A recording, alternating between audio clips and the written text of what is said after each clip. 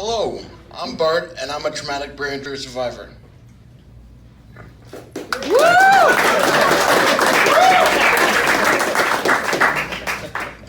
My TBI, or my traumatic brain injury, was a result from my car accident when I was 16. I just turned 34.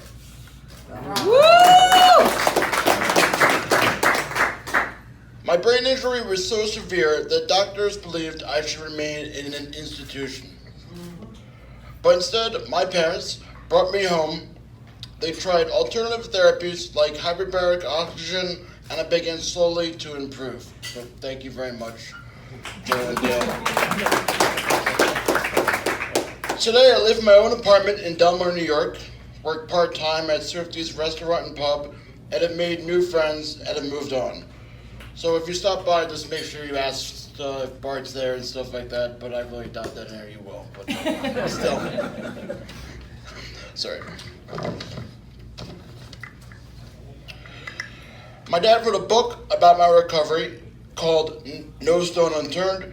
It's in college libraries all over the world, including dozens in Florida. So if you wouldn't mind just looking up and stop by the library. Recently, our family started a foundation to advocate for alternative therapies for brain injury survivors. It's called the Brain Alternative Rehabilitation Therapy Foundation, or the BART Foundation.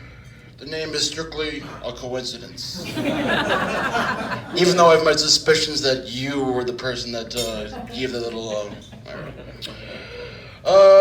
hope you have time Hope you have time to check out our website, www.thebartfoundation.org, and find our work for some use. Thank you for inviting me to speak at this presentation. And here's my dad, Mr. Goldstein.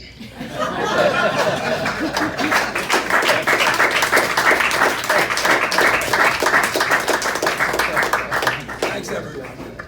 I must say, being introduced by Bart and David, two of my heroes. It's great to be here with you. Thanks for inviting me, and thanks for coming.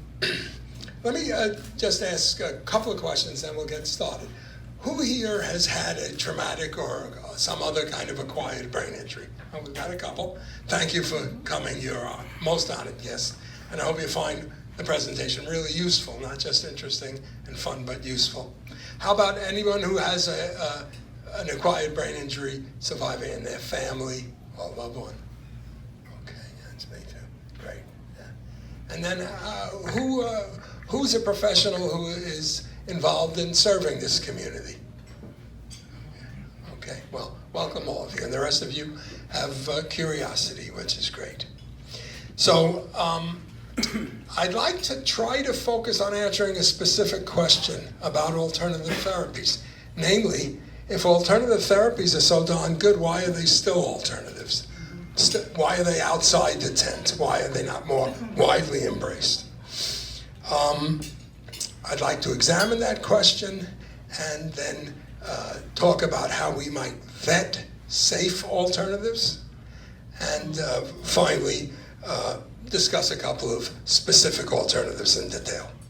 Before I do that, I want to give you a sense of, Bart said that the hospital and the school district both recommended institutionalization. This is 9 months post-injury. I want to give you a sense that that was not an arbitrary judgment, or they weren't just being mean-spirited. Give you a sense of where he was at. And I want you to imagine, not so much Bart, because you don't know Bart, but imagine your own son or daughter, or niece or nephew, or the boy or girl next door. 9 months in, he is still learning to walk. He's trying to learn to use his right hand. He's right side dominant.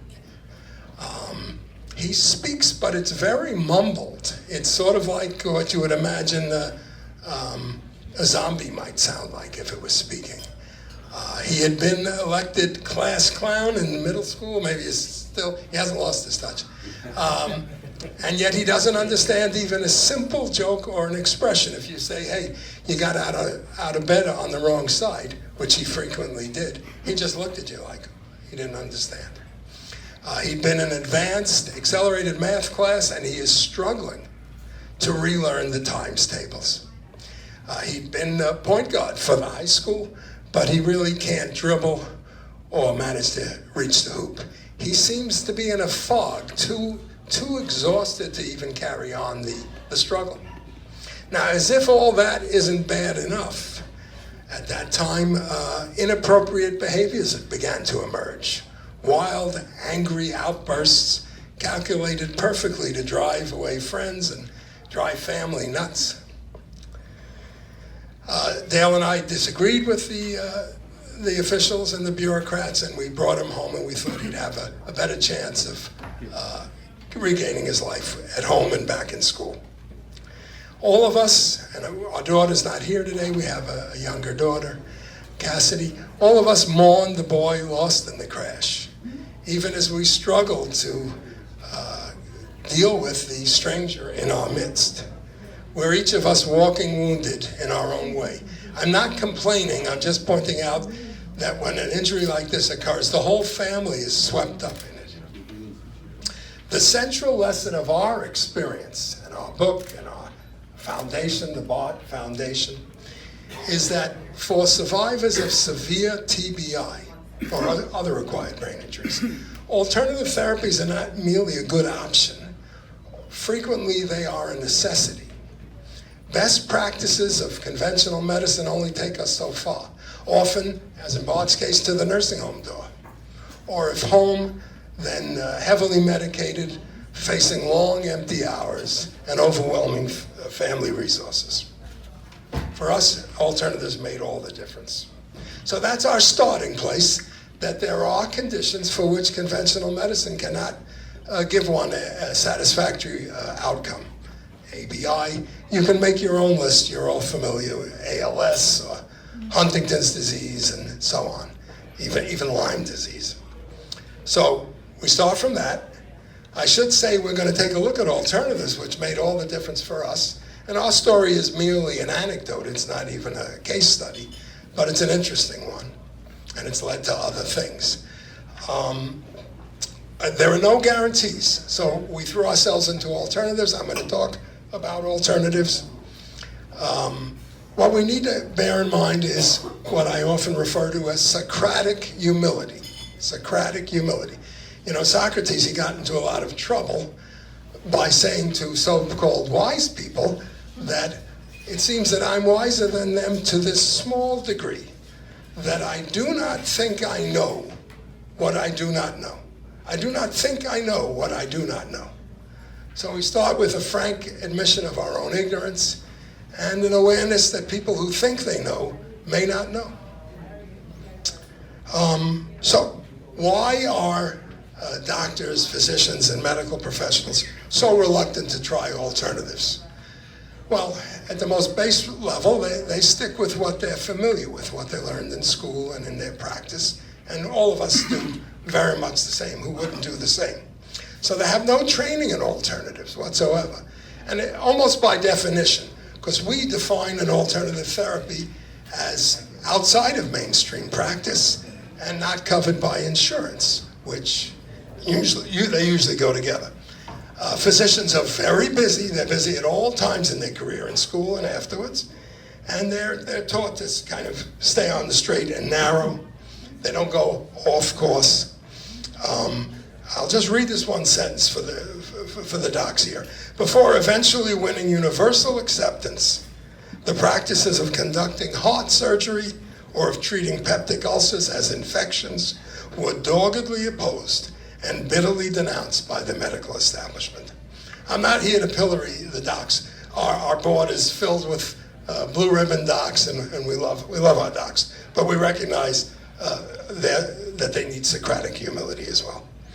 So what doctors, physicians do is they take a handy benchmark, a useful device, and they take FDA approval as their standard of what they should be looking at, and alternatives are outside of that. So they don't go there at all.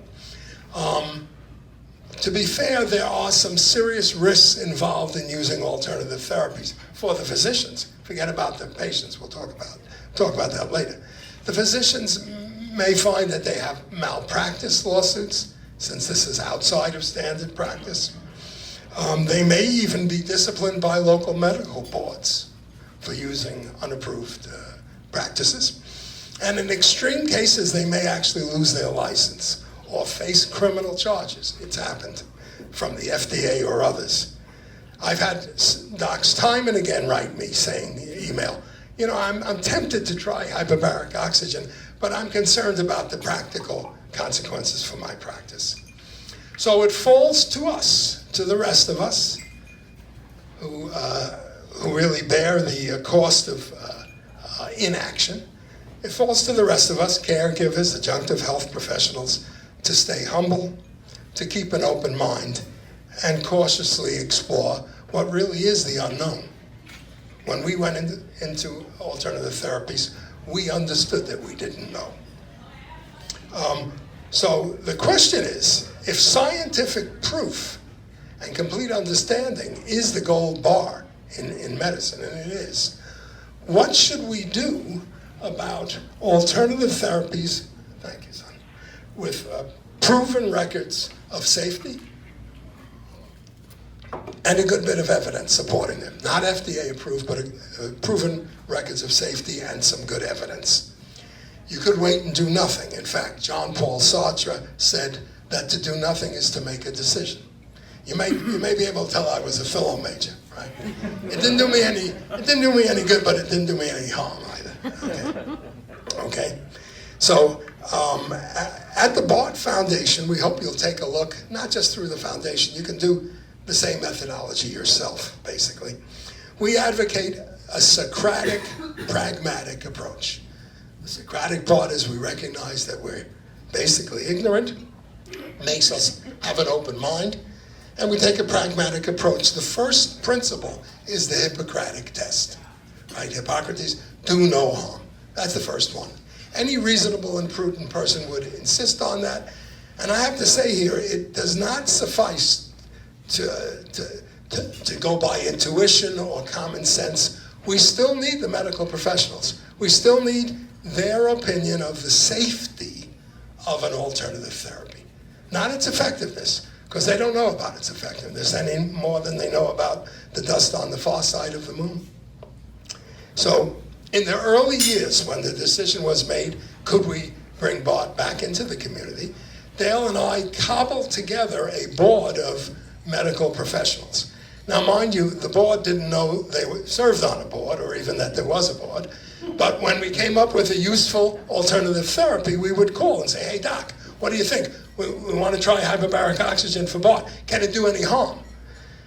And we only proceeded when we got a clear slate, when everyone agreed it would do no harm.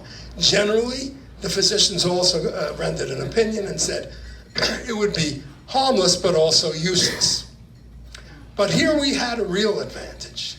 We knew we were ignorant. Okay. Once safety can be assured, once you've gone through this process, and you can do it yourself, you don't have to come to the Bart Foundation for that, although you're very welcome to. Further vetting has to be done. You have to see what is the evidence in favor of this particular alternative. The background process involves a good bit of research of the medical literature. I practically live at PubMed. That's not Club Med, I wish it were. But PubMed, the NIH database, all right? And then you have to speak to people, to users of the therapy, to manufacturers, and hope that you might get lucky. There are no guarantees. There's no credible assurance of success, even after all of this. Eventually, we tried several alternative therapies, as I defined, and some were useless rather. But others, like hyperbaric oxygen therapy, craniosacral therapy,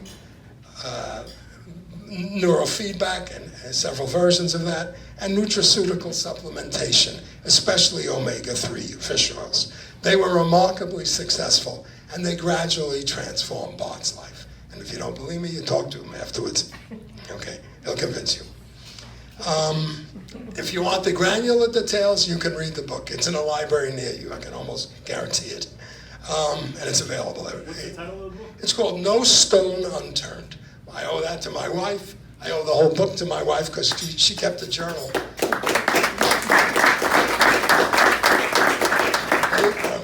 I got you covered. Anyway.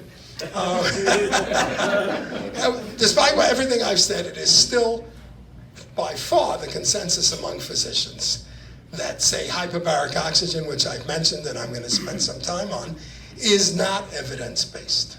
We maybe got lucky, but it's just an anecdote. It's an old wives' tale. And what they mean by that fundamentally is that it's not FDA approved for acquired brain injuries. And if you push them a little more and you drill down a little more, they might point out that there are, in fact, no double-blind placebo studies indicating that HBOT or hyperbaric oxygen is effective. Let me assume you know what a placebo study is. And a placebo is something that has no therapeutic effect. I want to look at HBOT because we had the best luck with BARD, but it also has by far the most scientific evidence supporting it, and deserves our attention. Now, how HBOT works, hyperbaric oxygen, is only partially understood. The same could be said for all these alternative therapies, and for that matter, for all the mainstream therapies. If you've seen movies about divers, you may have seen they go into a chamber to prevent the bends. That's fundamentally what's going on. And what happens is the patient is placed in the chamber, which is then pressurized to about 1.5 atmospheres, equivalent to about 16 feet of depth in the water, and then is given pure oxygen. Now, the air we breathe is approximately 21% oxygen, but this is pure oxygen, and it's under heavy pressure. And the upshot is that it overwhelms the normal ways, through the alveoli, and we won't go into that, the normal ways of getting oxygen into the blood. And instead, the blood ends up being supersaturated with oxygen, up to 15 times as much as normally would be present. That's a lot. 15 times as much. It's the main effect that's been demonstrated. There's many studies, so this part is not controversial. The main effect of hyperbaric oxygen is that it leads to revascularization, meaning the regrowth of the tiny arterioles and veins in the injured area. This process is sometimes referred to as angiogenesis. And that blood supply does the real work of healing, whether it's a third-degree burn or a brain injury. It brings in the oxygen, the needed nutrients, it removes the toxins. Ironically, if you are a wounded veteran, or even not a wounded veteran, just a veteran with a stubborn diabetic ulcer on your big toe, you could get hyperbaric oxygen in any major medical center.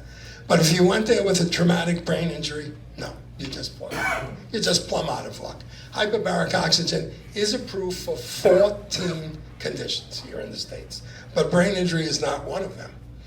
And you might say, why not just resolve this with a placebo trial? And you'll have to take my word on this, but I will give you a citation. It's a wonderful article. It's called, "Is the Time Right for Alternatives? Is the Time Right for Alternatives?" in Brainline magazine. Oh, and by the way, before I forget, C. Dale, she has additional resources on all of these therapies and also on the BARD Foundation. Okay, well, in that article, which I wrote, it digs down and it demonstrates why it's virtually impossible to create a placebo environment for hyperbaric oxygen. Or if you could do it, it would actually be injurious, and so it would be unethical. So what did the Israelis do? They're always looking to push the envelope. The Israelis did the next best thing. Not a placebo study, but a so-called crossover study. Two groups. One group gets the HBOT, the other group gets nothing.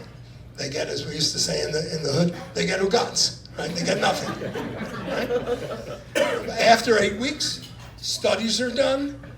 SPECT scans are made of the brains before and after with both groups. And then the second group enjoys 8 weeks of HBOT. And what the Israelis found, right, and we find it here too, is that after 8 weeks of hyperbaric oxygen, the injured portion of the brain increased its blood profusion by an average of over 40%. Now that's a lot. Hold your hand and stop the blood, and then after a few minutes, let it go. Feel the blood coming back. Over 40%. By the way, those tests were done blind. So the lab technicians didn't know who'd had the HBOT and who was in the control group. As a result of this study, they concluded, and I want to read the conclusion, HBOT can induce neuroplasticity, leading to repair of chronically impaired brain functions and improve quality of life in mild traumatic brain injury patients with prolonged post-concussion syndrome at late chronic stage. I emphasize late chronic stage because the normal wisdom is after a year or two, there's nothing for it. As they said in the neighborhood, Gornish Telfin, right? There's nothing you can do about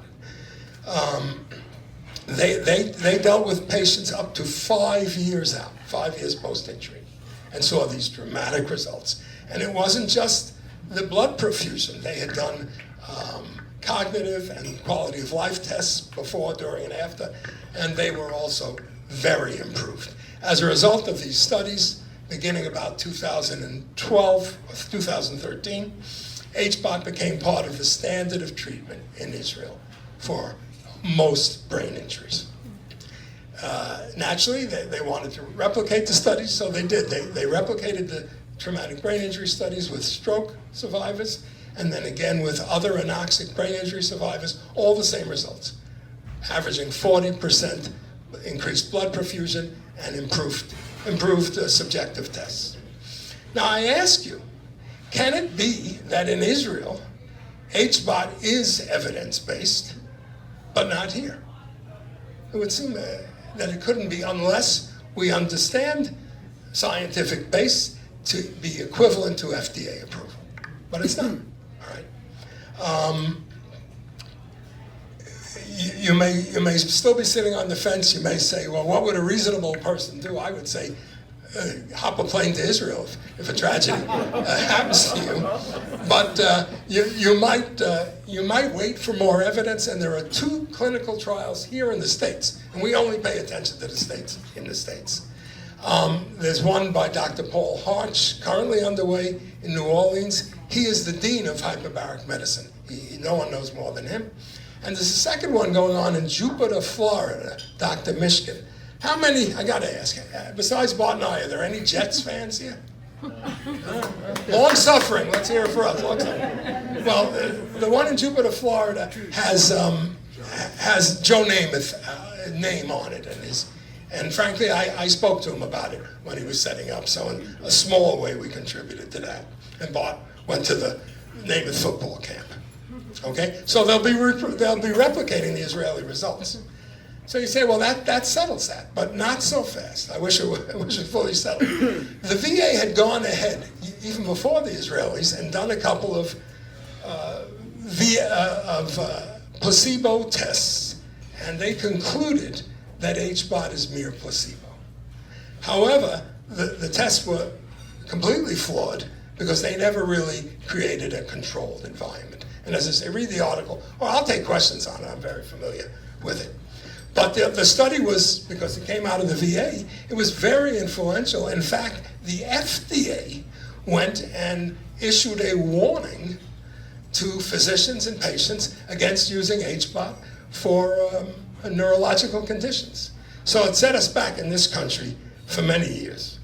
And it shows we have to have eternal vigilance. We can't take even VA studies at their face value. Dr. George Wolfe, I want to read this briefly. He's the author. He's one of the 2 principal authors of that study. Well, after the Israelis, he had a little bit of change of mind. He studied his own data again, and he wrote this. There's a potential gain and no potential loss. The VA clinical practice guidelines define a B evidence rating as a recommendation that clinicians provide the service to eligible patients. At least fair evidence was found that the intervention improves health outcomes and concludes that benefits outweigh harm. So this is the nub of the matter. I'll finish up with HBOT. The nub of the matter is that it's FDA approved for 14 other uses. It's really quite safe. In fact, compared to the medications prescribed for brain injury survivors, it's very safe. And it has virtually no side effects. Of course, nothing is 100% safe, not even aspirin, not even Tylenol.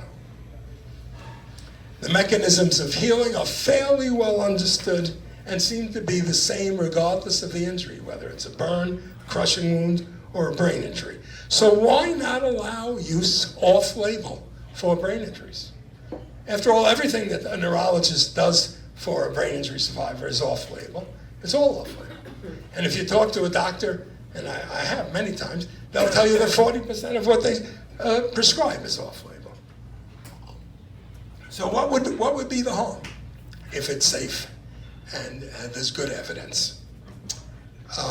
The bar for physicians, we talked about that. That's FDA approval. And I should say, and I don't want to pillory the FDA too, I wouldn't want to eat all the lettuce that I do without them. But the process of pushing something through the FDA for approval costs tens of millions of dollars. And it is not going to happen for hyperbaric or any of the therapies I'm going to mention. You say never, it ain't happening, okay? But still, for those of us in the trenches, what is the reasonable and prudent course of action? Now, there are several other alternatives. I haven't got time to go into them. I'm going to mention them, so we can do it in the Q&A or after. These are all worthy of consideration. Many of them are FDA approved for other uses, so they'd have to be prescribed off-label. There's neurofeedback, craniosacral therapy, photobiomodulation, a horrible word. It means low-level light devices. Transcranial magnetic stimulation, the PONS device, and omega-3 fish oils.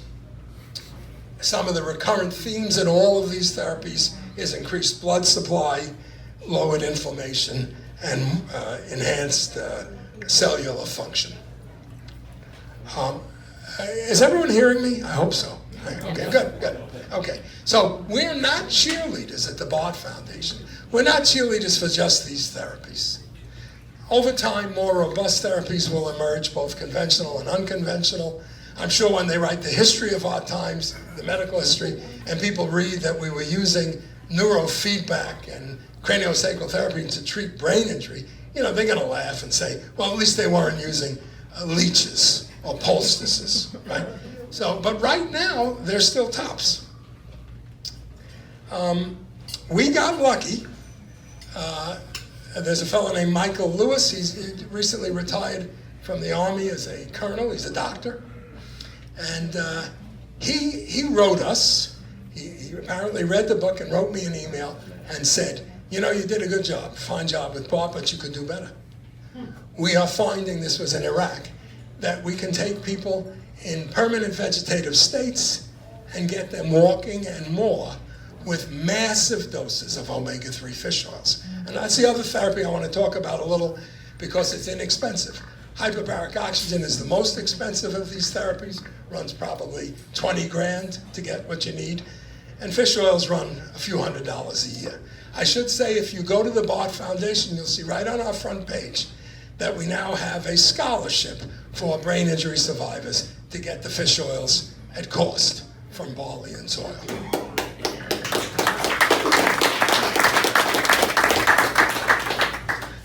So Lewis eventually, we spoke by phone, and he's a physician, but he's a regular doctor. I mean, or rather, a regular soldier, and he talks like a soldier. And he said to me, listen, think of the brain as a brick outhouse. He used a different word than out. And it gets blown up by an IED, and it's all over the place, and we start throwing in the fish oils loads of fresh bricks. And the bricks douse the inflammation and reduce the other catabolic things that are going on in the brain, and the brain in its wisdom begins to rebuild itself. And he told me that, and I remember saying to him, honestly, this sounds like an old wives' tale. I mean, it doesn't sound like science at all. And I loved him when he said this, and we've become friends since. He said, well, Joe, we don't know much about the brain. everything that we think we know is more or less like an old wives' tale. Socratic humility. So let's dive a little deeper into omega-3. I want to talk about where Bart was at. This was 13 years post-injury. So 13 years post-injury, you're not expecting any real improvement. All right, the doctors will tell you that. You've done what you could, more or less. He had early on lost the use of his right hand, or most of it. He'd been rated at about 15% use of his right hand by the occupational therapist. And of course, he adjusted, he adapted, he learned to do things with his right hand, to eat, to write. It was not a thing of beauty, believe me. Try eating with the wrong hand. But he managed to adapt. We were convinced of the safety of the therapy, so I took Lewis's lead and we started to give Bart massive doses of omega-3, enough to float a boat, literally. It was 15 grams. It titrated down. And you can get that at our foundation, all those protocols. Anyway, Mother's Day rolls around, about 3 months after he started using the fish oils. We go out to a Chinese restaurant. I'm Jewish, so it's going to be Chinese for special events. And Bart says to his mother, he says, "Look, Mom, watch this." He picks up chopsticks with his right hand, and he proceeds to eat the whole meal, right, from 15% usage. And he then went on to start writing with his right hand. He plays the guitar again with his right hand. He is right side dominant after a 13-year hiatus.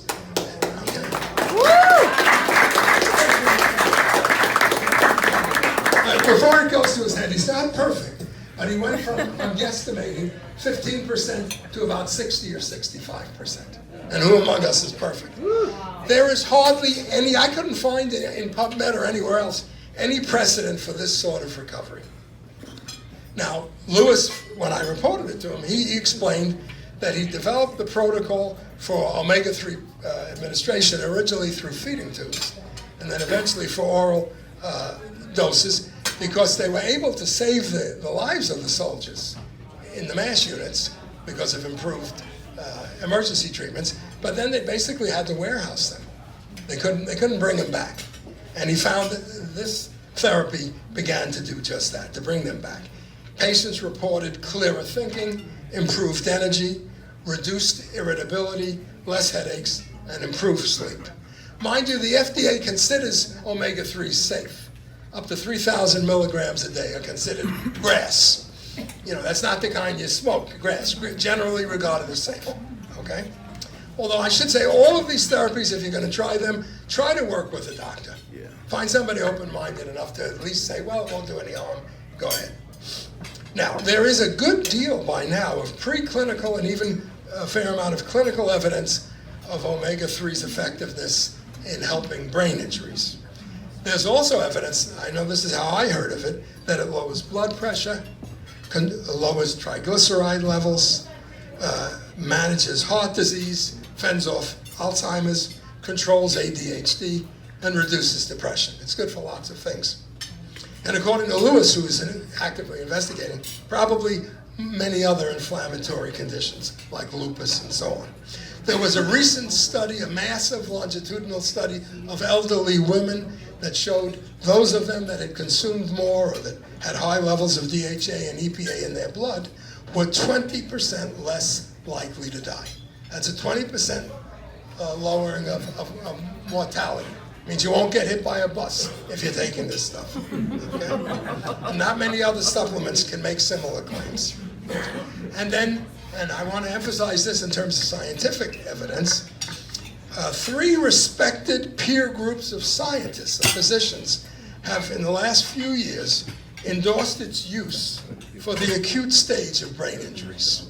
Okay? The American Society for Parental and Enteral Nutrition, that's intravenous and feeding tube, their European equivalent, and also the Society for Critical Care Medicine. In 2016, 17, and 18, they all recommend omega-3 supplementation through feeding tubes for critically ill TBI patients. That's based on the supporting evidence. I should say, you'd say, well, that settles that, just like in the other case. Not quite. most doctors do not generally read or follow these guidelines. But we can hope to educate them. We can hope to educate them and bring them around. Some of the other therapies I discussed have even more scientific evidence than the fish oils, but they are much more expensive and logistically difficult. I wish it were the case that when you consider alternative therapies, that we find ourselves suddenly out of the woods.